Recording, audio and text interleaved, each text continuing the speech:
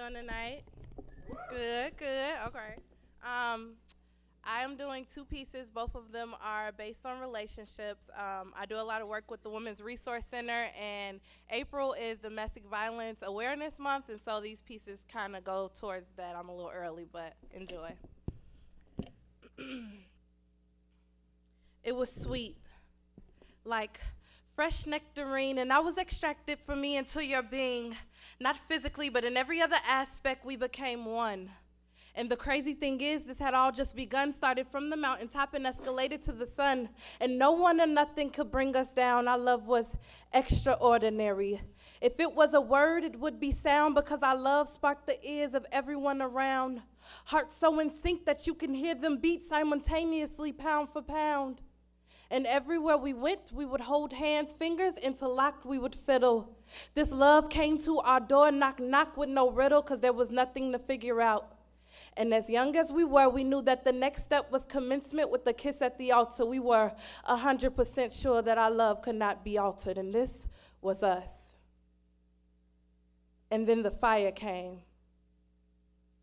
And those flames were blazing. Our love went from being like a hot air balloon rising to a wet ceiling caving, and I caved in. I literally went from cherishing my independence to struggling with codependency. I gave you my dominant attributes, and I bore your insecurities. And this is where you gained the power that I doubt you even knew you possessed.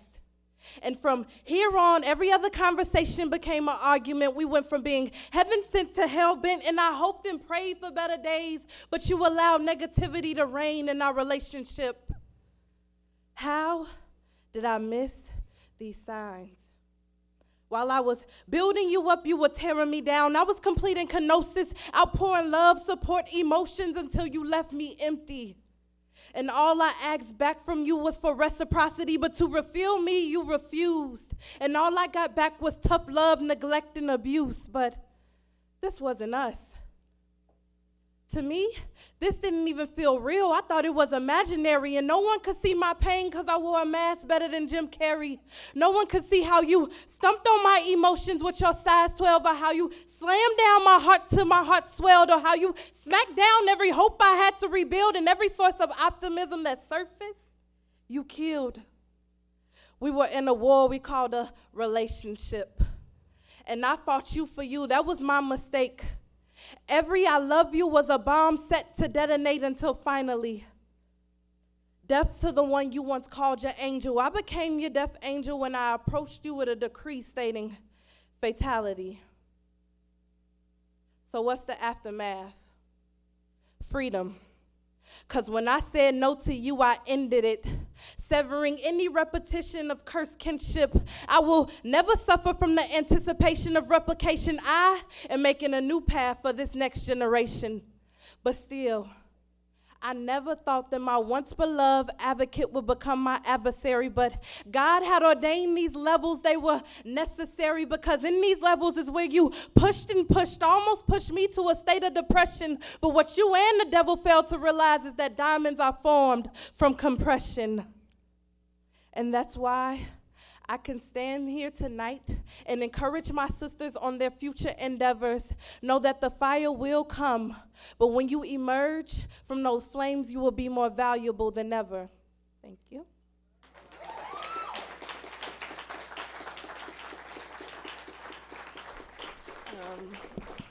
Before I go into this next one, I want to give a prelude that I am not crazy.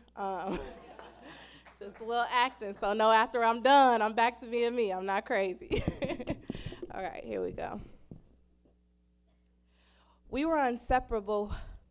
I called this the honeymoon phase. But as soon as we reached the climax, you just turned the page. I remember when you grabbed my hand and planted the sweetest kiss after you pulled back my veil, but it was all just an act on a stage. But I've been loving you since I was 16 years old, and 20 years later, with a broken jaw and a bloody nose, I still tried to make this house a home.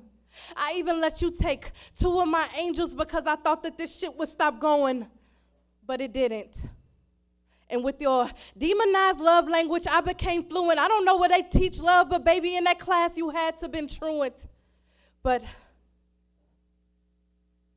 I don't know what it was that brought us to this point, because you used to love me. You used to treat me like you cared. But they say with time, you rub off on people, so I want to thank you for your influence. And just to show you how I appreciate all of your actions, I am going to make you a dinner to your satisfaction. For all of those times that I had to cry, I am going to make you a honey glazed ham and infuse it with hydrogen cyanide. And for all of those scars and bruises, because I know you took pride, and all of those times I had to cover up with Maybelline will be the amount of kerosene that I mix in. And for the death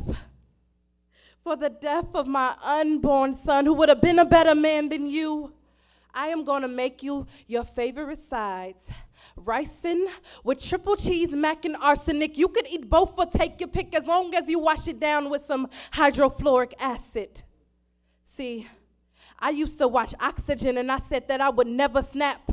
But I've been loving you since I was 16, and 20 years later, I think it's time that I snap back into my reality, which is your functionality that dismantled my mind and broke my heart. And so I think you should tell the doctors to check my charts, because I promise you, baby, it is only with death that we will part. Thank you.